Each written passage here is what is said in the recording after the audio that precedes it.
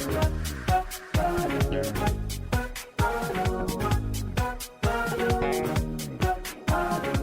this is Carrie from Wrap Your Head Around Silks. This is the Expecting Aerialist podcast. How's it going, guys? Hope you're having an amazing week.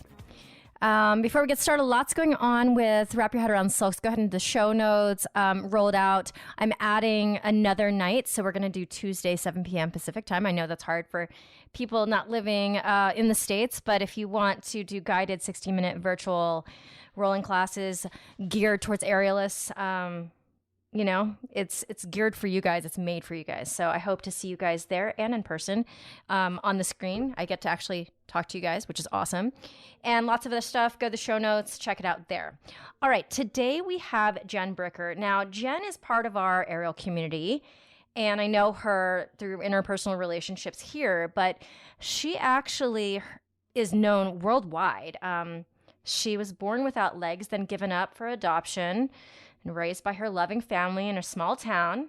And she blazed her own path. She became a competitive tumbler, then an acrobat, then an aerialist. In 2009, she toured with Britney Spears on the Circus Tour. Then in 2012, her story broke with the news that her biological sister was none other than the Olympic gymnast Dominic Moceanu.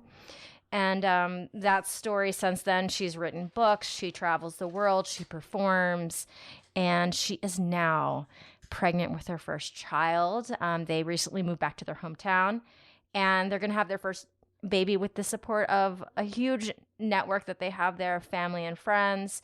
And so Jen is kind of this worldwide figure, but then she's also in our community, and she joins us to talk about her pregnancy and her outlook on everything.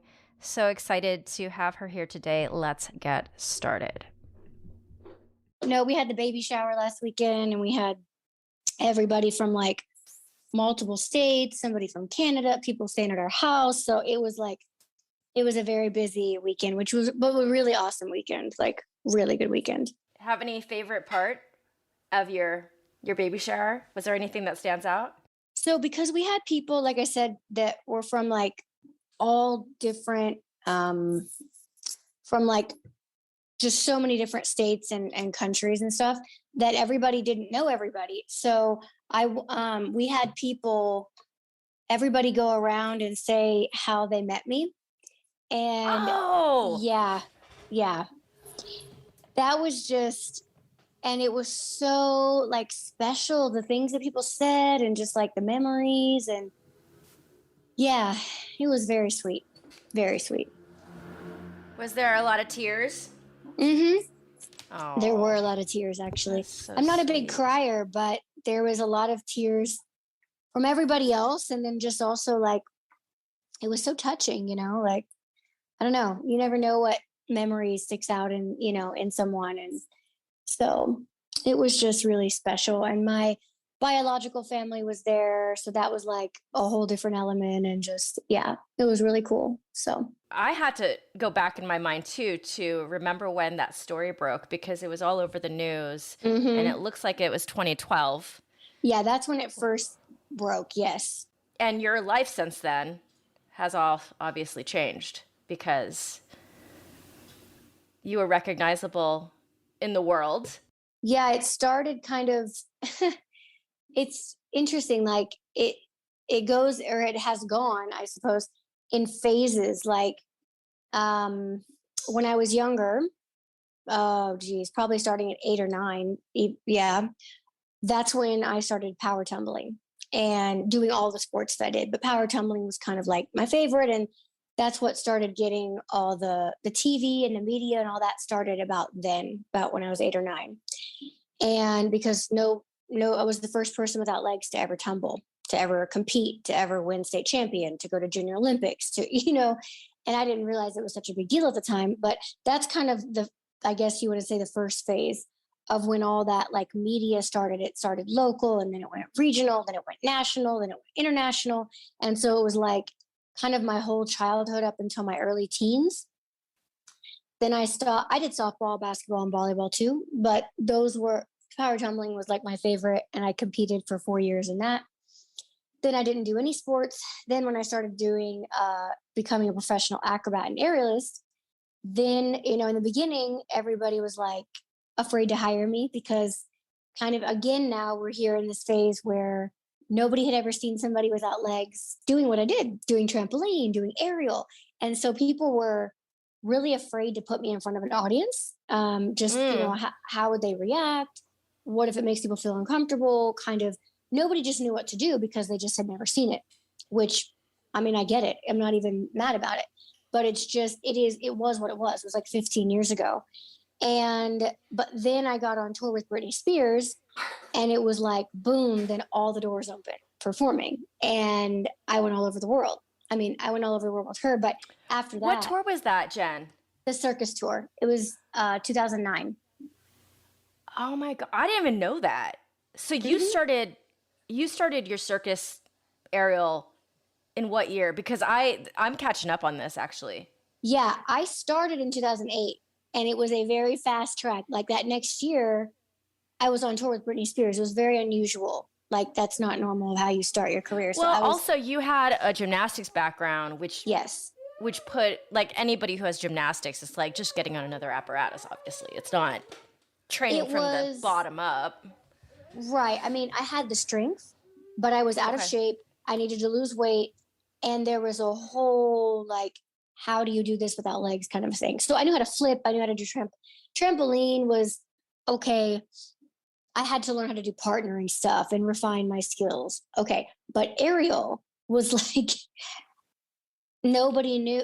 There was nobody to ask. There was nobody to look at. There was no one to learn from. There was no one like me that had ever done it. So every skill, the partner that I was performing with, he'd been doing it for 10 years. He was much older than me and he was training me. And then we became performing partners. But in the beginning, it was like, well, no one knew how to do it. So we just had trial and error every day for months. And it was like, I was just so excited, to learn. And I was so interested in it and so motivated by it. But it was like, I mean, it kicked my butt, like I had the strength, but like I said, I needed to get in shape. Eventually, I just naturally lost weight and got in shape because it was so hard. But it was like, well, we had to figure out how I do all of the stuff under the aerial umbrella without legs. There's no locks with your feet, there's no locks with your knees, I mean, you know what I mean? So it was like, and then through that, discovering kind of, oh, there's actually certain things I can do because I don't have legs that make it more interesting. So, and it was kind of like that on trampoline too with the partnering stuff.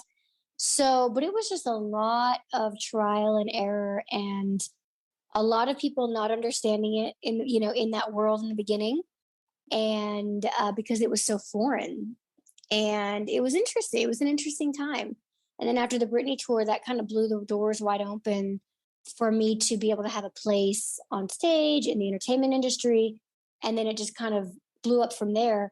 And then that third phase, I don't know, however many years later, would be then the whole revealing of the sister story. So it kind of was like building blocks. And I guess the fourth, Oh, yeah, Sister Story was after that. after all of that. Yes. And then my book came out about 4 years after that. So that was like another wave of like, so it's interesting. Like, I guess I kind of see it in phases because it gives you that full picture. Yeah. Let's go to the aerial stuff first because Yeah. obviously this audience, Obviously. and then I want to talk about your pregnancy as well. But Hmm.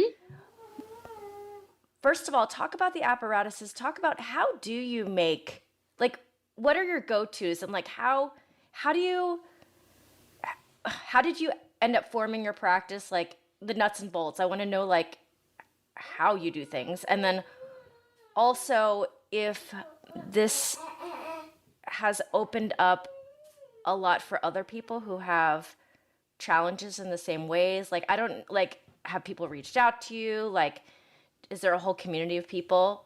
I started training with my partner, my old performing partner, Nate, and he started training me on silks. So that's the first apparatus that I started training on. Didn't know anything from anything. And believe it or not, and now it's absolutely unbelievable and hilarious to think of, but he kind of like pseudo tricked me, and I'm really glad he did, because the first thing aside from like the basics, the first big skill he started teaching me was roll ups. You're like, which is like ridiculous. And I didn't know any better. I didn't know that was like extremely difficult, And at that time, 15 years ago, I think there was only one woman, and she was in Lanuba back in the day, who did roll ups. And I think on straps, not even on silks. So it was like, but here I am thinking, well, I watch him and he just does it like no big deal, 5 or 6, however many. And it was like, I couldn't figure out why it was so hard for me. I couldn't get it. It was like, it seemed impossible. And I'm so glad now that that was the first skill that I learned, because now that's one of my most solid skills on silks. It's very hard. It's still, if I don't do them for a while, I've got to kind of get back in it, but it's hard. It took me, that would probably be single-handedly on silks. That was my hardest skill to learn, I would say, just in general. I have one on trampoline too that was the hardest, but so silks, I started on aerial. I started on silks, started doing partner work, and it was experimenting every day, 5 days a week. I was working at Disney World, and then I would go and train for hours. And we would usually warm up on trampoline and wait for the silk space to be available, because it was like a gym it was in Orlando, and it was shared with like soccer and aerial and tumbling, and it was just this big place. And so we kind of made a trampoline act by accident, because he realized, oh my gosh, there's so much we can do as partners because actually of my body, which is the interesting part. So there were so many kind of manipulations that we could do because I didn't have legs in the way. So it was really interesting. So we ended up forming a trampoline act and a silk act, or training it. Silks took much longer because it was just like, again, how do you do all this? And then we started learning how to fly, and then all the partnering stuff, hanging from his neck and doing, hanging from the feet, and all of these partnering things that, that you do.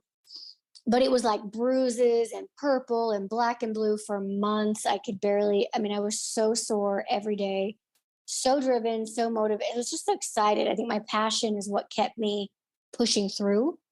And I was going to be in fashion before. So I like had a whole 5-year plan, like 5 years of planning. All my high school, year after, everything was toward fashion. And I turned all of that and put it all aside to go and pursue performing. So I put everything all in. And I was living in Orlando. I grew up in Illinois, so I was 15 hours away from home. And, just everything in life was very new. And so that was kind of, and I was training also, like most of it was just practical training. And then I did some working out on the side. And then through him, like training me and teaching me, is how we became performing partners, because he realized that there was just so much that we could do together, that it was, we should perform together. And obviously no one had ever done it. So that's kind of the shorter version, I suppose. But it was just really experimenting. And I think people definitely thought he was crazy for being my partner. All his performer friends, like, told him he's like throwing away his career. He shouldn't be my partner. It's just kind of a crazy, it was just such a different time. You have to kind of put yourself in that. It had never been seen, and people just didn't get it. So a lot of people did, but a lot of people didn't. And so it was just one of those things I don't know. I knew people would get it, and I knew people would love it. I knew it in me, but they had to kind of see that end product, or, they came and saw me on the Britney tour. Yeah. You had to show them they couldn't imagine it. What I'm trying to understand for myself, and I don't think I've seen you in the training studio. I know we have a lot of the same friends. How do you rest on silks without feet or legs? I depend on them so much. There's not really a resting, I suppose. If I do like a one-arm flying, I'll wrap one wrist. And I guess that would be like a sort of a rest, even though it kills your wrists after a while. But that's not extraordinarily strenuous. Like if I was flying or something, doing like a flight, Yeah. or partnering, depending on if it's silks or straps or whatever it is. You have certain positions where I guess you can take a rest moment, if you are hanging from the feet, or if you like, if the guy is laying on his back and you sit on top for a second, switching positions or something like that. Yeah. I didn't do a lot of that with silks, that not in the beginning. So I'm trying to think back. I don't really think I had a lot of rest. I mean, most of our performances were with aerial motors, they were bigger performances, not all of them, but you have, you go up, you go down. So I guess when I come down, Got that would it. be switching positions and stuff like that. So yeah. No, it's just so hard. I mean, I give it to you. Your arms must be like, because they do everything for you. Your hands and your arms, right? Yes, that and my core, that they're pretty strong. So, how has it been to be semi-famous, you go into an airport, people recognize you. Mm-hmm. What is that like? Yeah, it's part of me is like, I've been used to people looking at me my whole life, kind of a thing, because Sure. it's just natural when you look very different on the outside. People will stare or they'll look or they'll whatever, and it's one of those things I think I just got so used to. Um, but it is a little different, of course, if somebody then is coming up to you and like, oh my gosh, like, I saw you on this, and oh, I saw you on that, and and it's people are always so excited, and it's so sweet. Like I love meeting people. I love traveling. I think it's cool because people then usually open up and tell you kind of their story, which Mm. I really like that.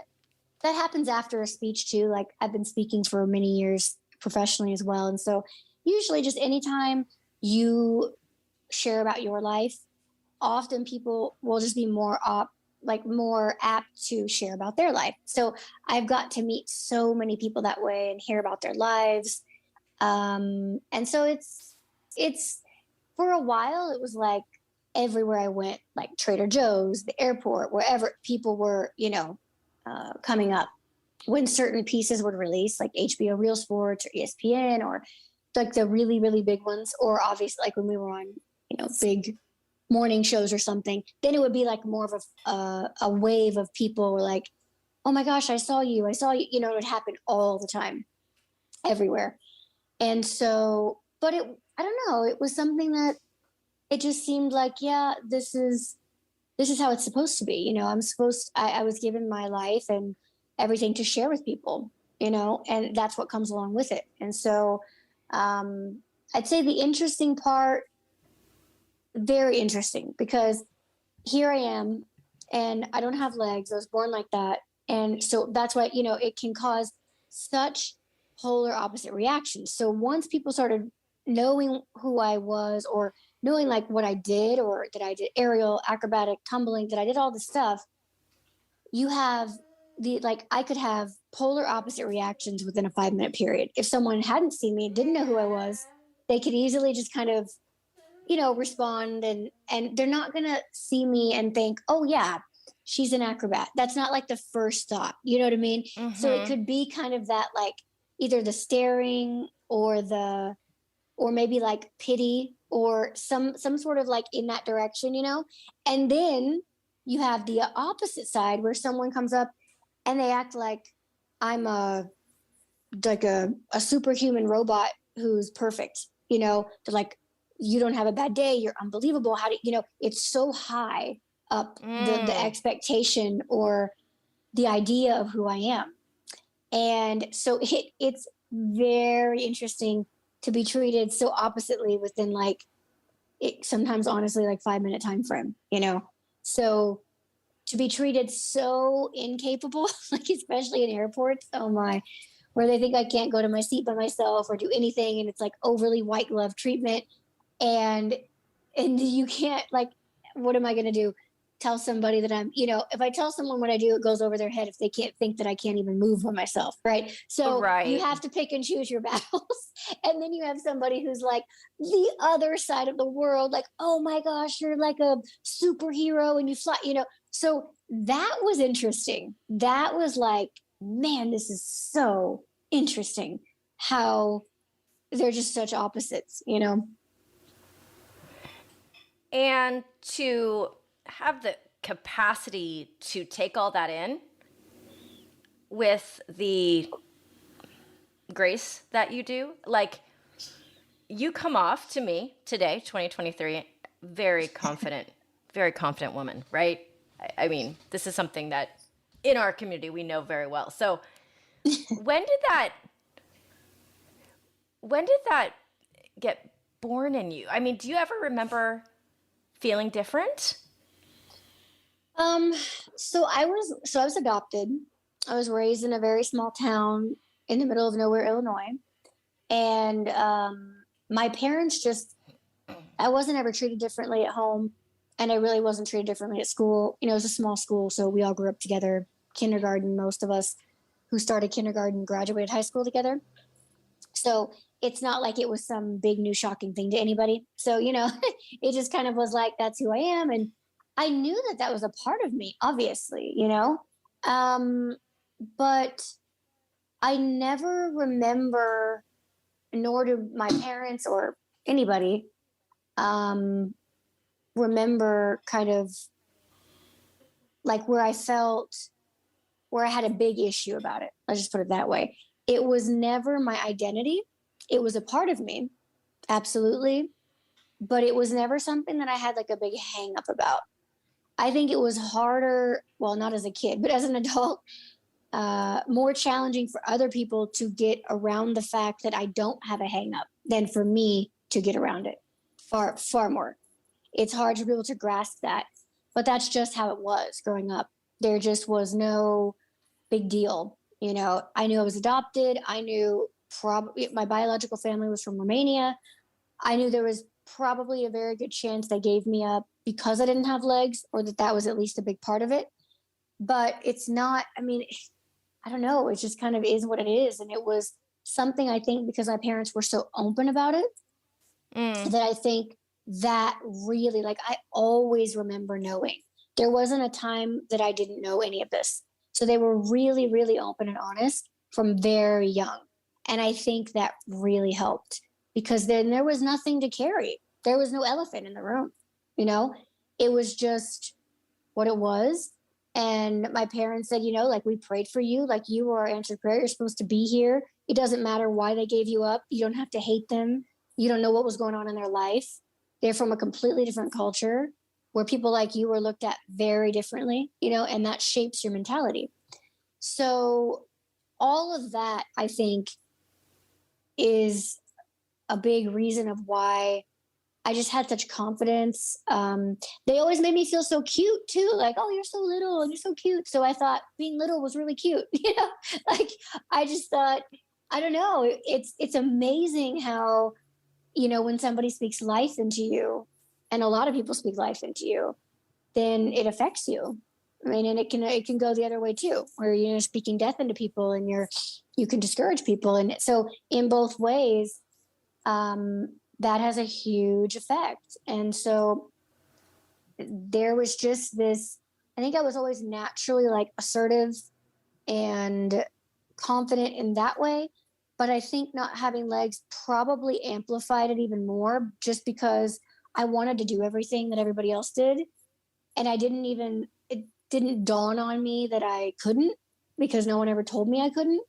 So it was like, well, yeah, obviously I have to do things differently or I have to work harder at this or that. But it was just a matter of fact. It was like, duh, of course I do. You know, it wasn't something that I kind of got hung up on. I just knew it, did it, and moved on, you know, in that way of like, well, if you want to do it, then this is what you have to do, kind of a thing, you know? And so that's just kind of how I guess my mind was with all the sports or all the things that I did. I had to do them a little differently, you know, obviously, Yeah. and try a little. I had to experiment a lot. But I had people who were just willing to say, like, yeah, I've never done this, like my coaches, but I'm going to try and I'm not going to treat you differently. And that's all, I mean, that's the best you can ask for, you know? I mean, you must have so many people asking you advice on this stuff because just in the last 10 minutes, I mean, people search their whole lives for that type of motivation or just belief in themselves, like who have all the facility in the world, born normal, and they can't get their head around those things that you've just talked about. So, no, I'm sure people must ask you. Yeah. Yeah. I mean, I think being the way I am and doing all the things I've done, it's like I could have chosen an easier life too. I could have chosen an easier career. But it just wasn't meant to be that way. And so I think being in all these situations and traveling in all the foreign countries, that's a big eye opener. That's where I get treated very differently. That's a whole different ball game. But by being in all these situations, I think it is by nature just I had to deal with things, but I was confronted with them much more. So you can, I guess you don't have to deal with them, but I wanted to deal with them. So I think you know what I mean? Like I worked through things. I have worked through so much already. And then all the interviews, all the talk shows, all the questions come up too. So I think all of that is why, I've thought about You've all done these the work things so much. Yeah. Put in a lot of work because kind of either you do it or you ignore it. It's you're faced with it. Oh my goodness, I love it. Okay, where are you in your pregnancy and how do you feel? Yes, I'm 29 weeks officially tomorrow. So in the third trimester now, which is it's crazy. It's like flown by. I mean, we've been really busy, of course, with events and traveling, but it has gone so fast. It's hard to believe. And I mean, it's been like, it's my first pregnancy. So everything's new, I mean, yeah, you have things that you, I guess, think, or expect. And some of those are real and most of them aren't. Like, I guess in my head, like I didn't have any weird food cravings. I had, like now that he's gotten a lot bigger, my belly's bigger for my body. Everybody says I'm so tiny, but I'm like, that's not how it is for me. My boobs are like gigantic. My belly is, it's so there are a lot of things that just even lifting my body up, that was so interesting. Like lifting up my weight, like when I lift my whole body up, like, oh, I feel that, and learning about like hugging the baby when you work out and kind of bringing in your abs a little bit so that when you do exercises, didn't know about that, of course, learned about it now. I really it actually does feel much better when I'm doing my exercises. But my exercises have been like, maybe a little modified, but not much, but I feel good. Like I feel like I feel stronger when I work out sometimes than when I'm just at the house. It's so weird. It's like, I don't know if it's just because you feel great when you work out, but I feel strong and good and I don't overdo it. I would say I'm very average. I don't overdo it, but I do enough that I feel really good. I'm happy with, not really gaining. I think my body is just really only belly and boobs. Really, I've gained. Really, my face hasn't changed much. Nothing else really. That's what I wanted, but you never, I don't know. Food, I'm eating a little bit more, but not that much more at all. And so sleep is like, we have a Tempur-Pedic mattress, and it's like when you try to move, it's like quicksand, So, and then I have all these pillows, and I have to like climb over them because now I have to pee all throughout the night. And I'm like, I swear my biggest challenge is literally like the sleep, not the sleep, but the getting out of the bed over the obstacle course 2 or 3 times a night when I'm already heavier in the front. It's so much pressure on my wrists because I'm lifting it. And I'm like, those are the things I didn't think about. Like that, I did not think about that being a problem. I had trained myself before where I never woke up at night, never peed, cut my fluids off early so I would have uninterrupted sleep. And now, train myself to sleep on my back, everything the best you could, and I can't do any of it anymore. But I'm like, wow, so Right. that was that was like an adjustment of just frustration, like it's just now I'm okay. I'm a lot more, used to that, sleeping on my side with all the pillows and with all the things. But man, getting up and peeing in the middle of the night and going through the quicksand pillows, I'm like, this is like,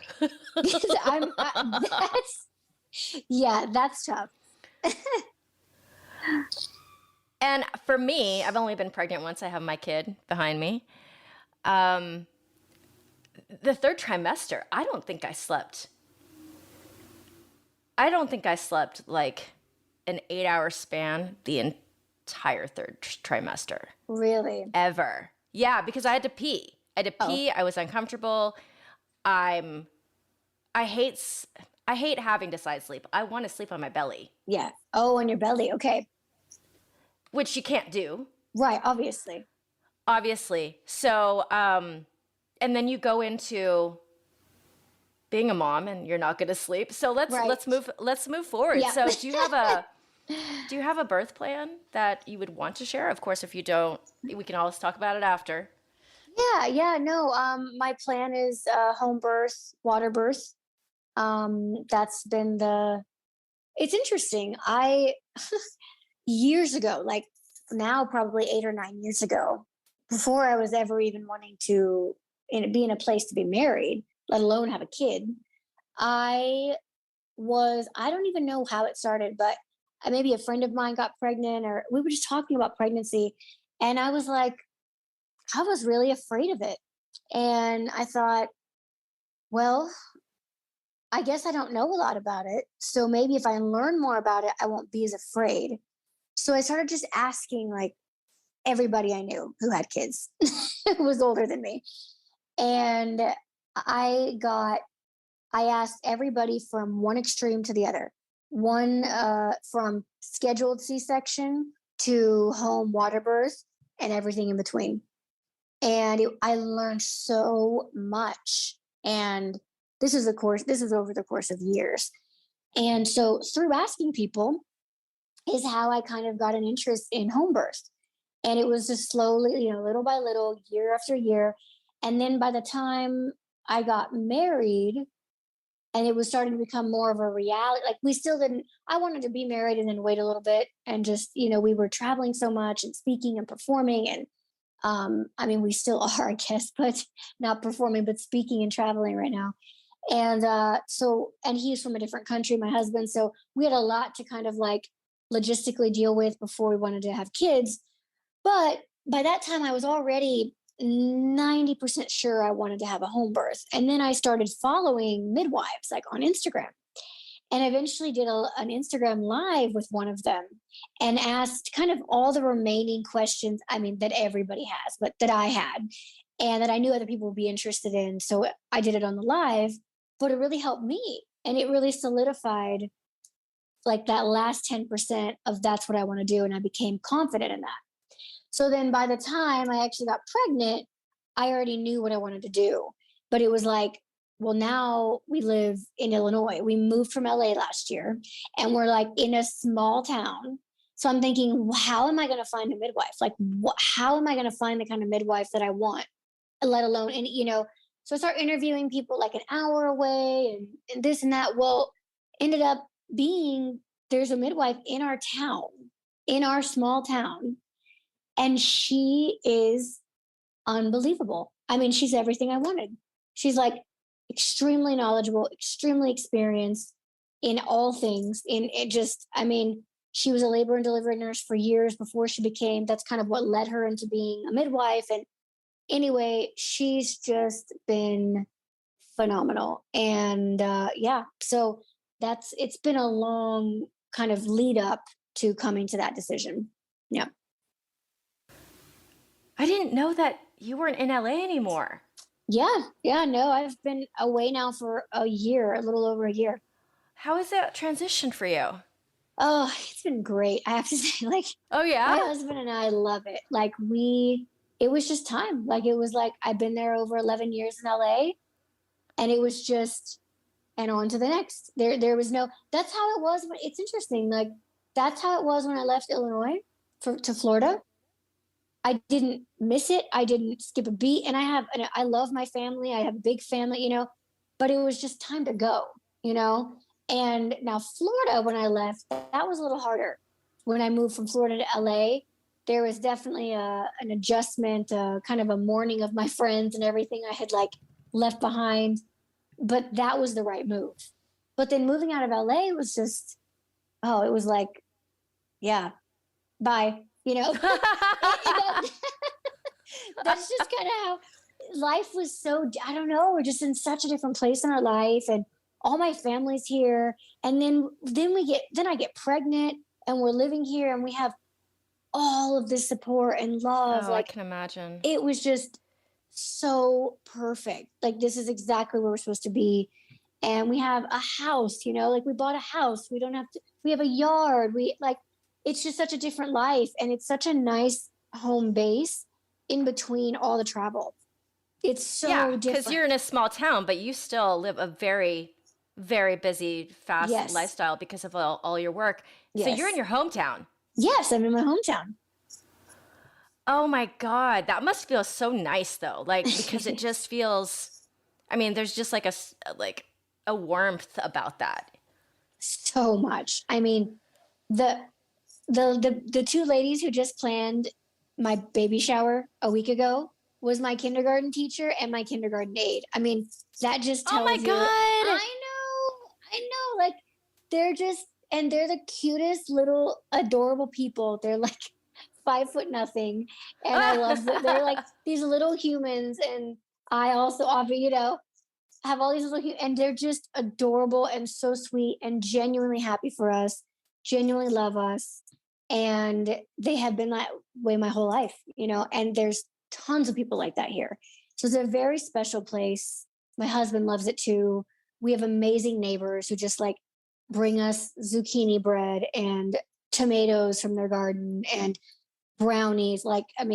That's literally like, they'll just bring it over, like that. That's where we live. And it's such a good contrast with the busy life. When we came back and lived in LA, we came from these extreme highs of either being on a tour run of a performance or a weekend performance or a speech or, a series of like being gone for a week or two with events of whatever. And then you come back, but you're still in the hustle and bustle. You're still in this and we did everything to kind of, be out of that, even though we were in LA. But when you are here, when we live here in a small town, it just automatically, you just come down in a different way. And it's been such an unexpected blessing, like beyond, I couldn't have imagined. I never thought I would live here again, ever. And it just ended up happening through a series of events that we found ourselves here. And it was just like confirmation. This is where you're supposed to be. So we bought a house. We're like, okay. And it's been really nice. We really love it. Oh my goodness. That's awesome. And so you have so much family. So you're going to have this baby. And as a contrast to me, when you have a kid, when you have a baby in LA and none of your family's here, my partner, some of his family's here, it's just so difficult. Mm-hmm. My parents flew in like 3 months into, they were here when she was just born, but then 2.5 months later, they flew in. By the time they got there, I think I'd lost my mind because my child didn't sleep. Oh, no. And I also struggled with some postpartum anxiety. Mm-hmm. So I wasn't able to sleep even when I had the chance. So I had almost lost my mind. And my parents were the only ones that, my mom will just take her and I could rest. So I'm really excited for you to have that much family because you have like a big family, right? Yes, I do. Yeah, I have a lot of my mom, my dad, my 3 brothers, nieces, nephews. my kindergarten teacher, who's, by the way, like, she's her specialty is in early childhood development. So she's like, and it's so bizarre because, like I said, I never, ever, ever thought I would live here. Like, ever. It was not an option. I would have laughed at you. I would have been like, no way, haha, you know. And but I thought, man, I ever have kids, I want her to like be in their early lives because she's so amazing, and she's also like really accomplished in that. Like, she knows so much about that in like the, not like a robot on a conveyor belt kind of a way, but like really holistically kind of a way. And I just can't believe that I'm actually living here and she's actually in our lives. You know, she lives 10 minutes from us. It's just, it's mind blowing, you know, and they're all asking us and begging us, like, they can't wait to babysit. You know, he's not even here. And they mean it, you know. So we are just overwhelmed, like, by the amount of, like, you know, people here actually, they actually mean it when they say these things. I've known them my whole life. They actually are happy for us. They actually love us and care about us. And that's very different. You know, that hits very differently. And we're really thankful. Like, I just, yeah, I kind of can't believe it. And for the ladies out there who are always wondering how far people train into the pregnancy, so you are still, you're still training. Are you still training in the air? I want to be, but I don't have anywhere yet to really train here. That's the thing. I can set things up. Oh, okay. Yeah, I can set things up temporarily, but and I can always throw a rig up in the backyard. But we have 4 seasons here, and it's super humid in the summer, so it's not that realistic here to put a rig up in the backyard because it's like you're kind of then down to less than half a year, much less. I cannot deal with humidity, and silks always stick when you're humid. And anyway, I just get so hot. And so it's kind of unrealistic, but there's a new rec center opening up brand new in a couple months here, high ceilings. So that I think is going to be my kind of my in. I think I'm going to be able to hang up some silks and train there. I did some during my photo shoot, my maternity shoot. I did some on silks, like, they had fabric, but it wasn't, you know, it wasn't performing silks, but it was silks. And I was surprised at how, like, I didn't realize it, but in the shoot, I was just trying to get, like, logistically, I was in a cocoon in a hammock because I wanted to do this certain shot. And I just pulled myself up, and someone was like, I can't believe you could just do that. I'm like, what are you talking about? And then I was kind of like, oh, wow, you're right. I kind of can't believe, like, I thought it would be harder. And like, it was different. It was definitely noticeably different.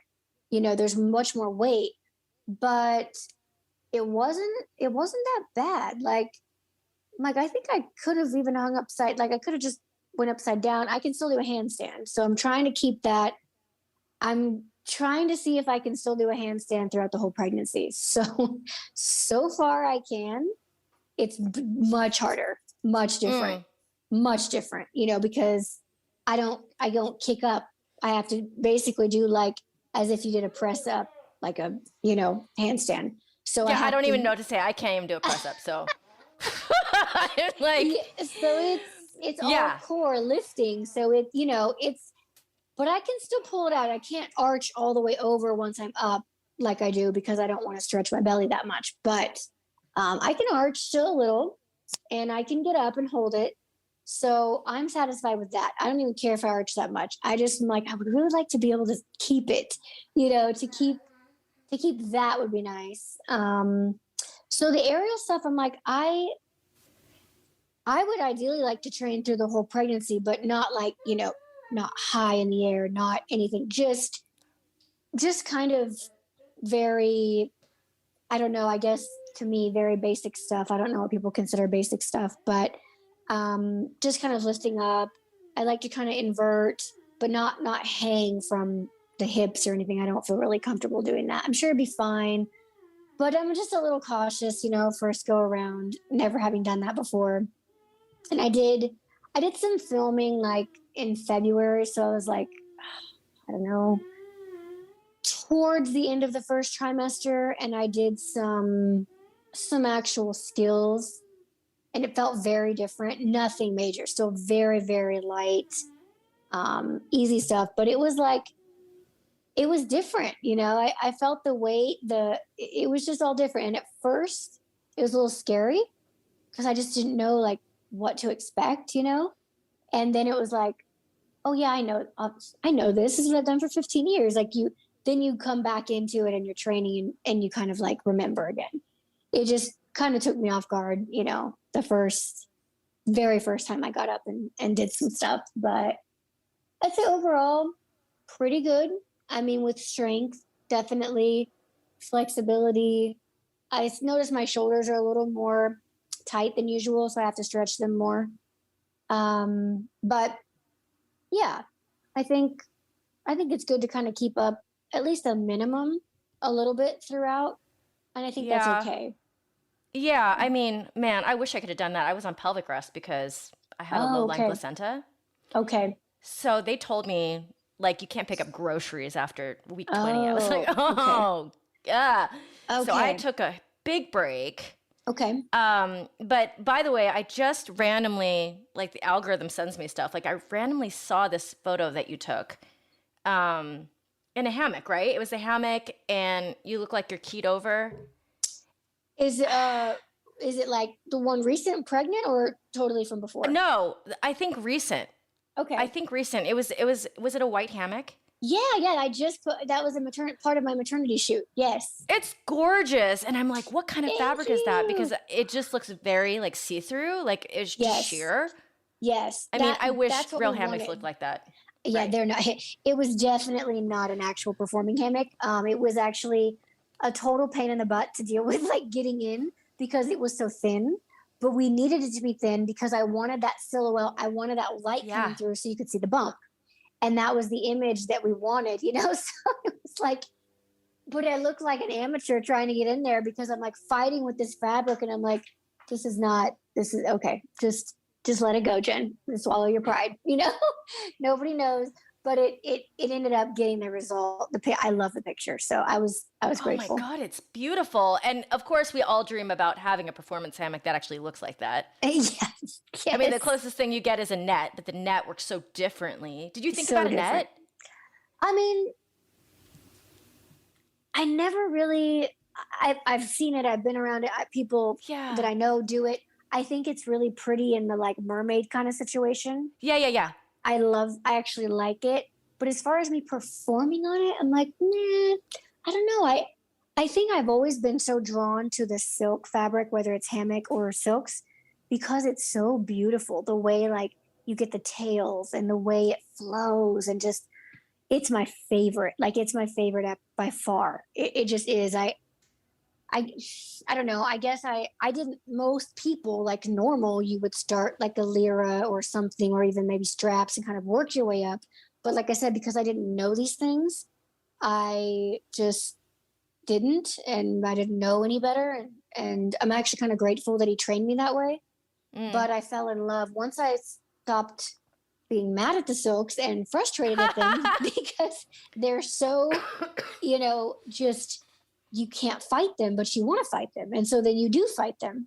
And hammock was like even more, it was even more of like an annoyance fighting it. You know, you're like, I didn't know my fingertips could be so sore. You know, like this is after I've already been a professional aerialist on silks for years.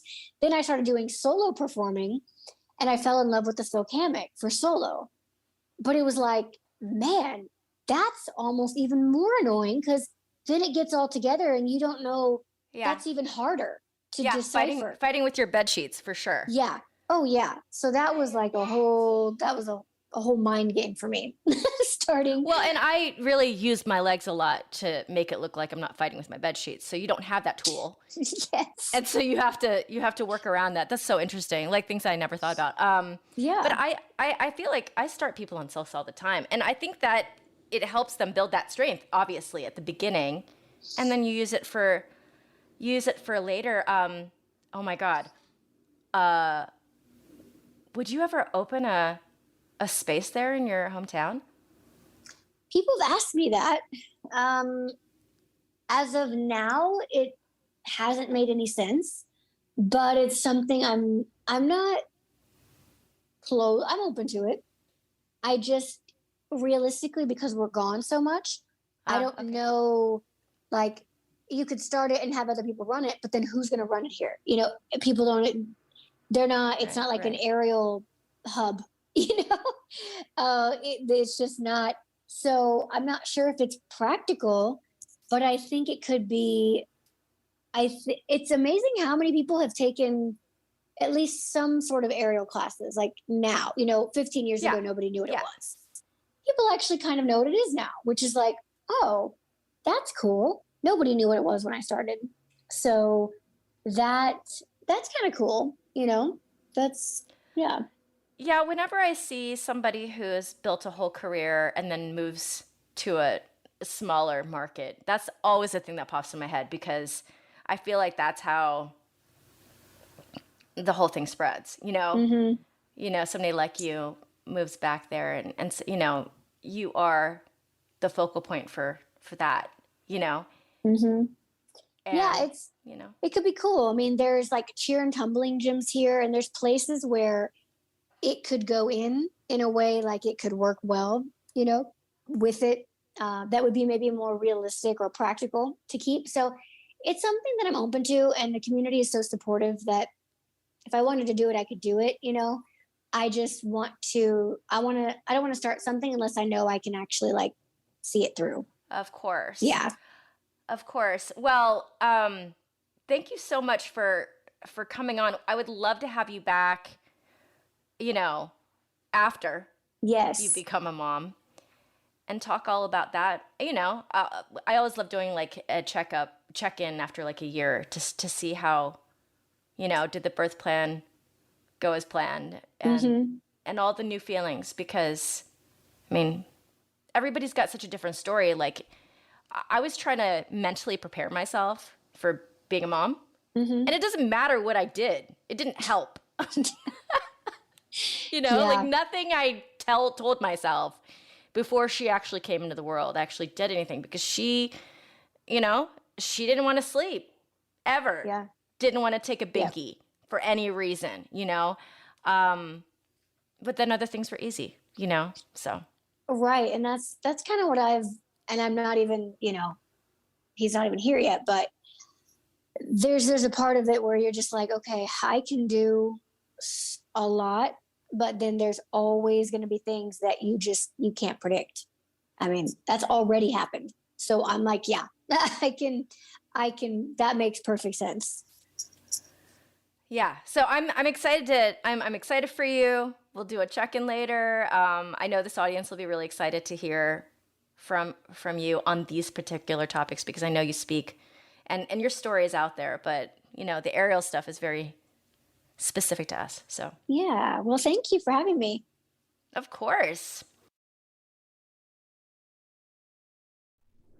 Jen, thank you so much for carving out the time in your busy schedule to come with us and talk about your life. It is a fascinating story, and I wish you all the best in this stage. It's so exciting.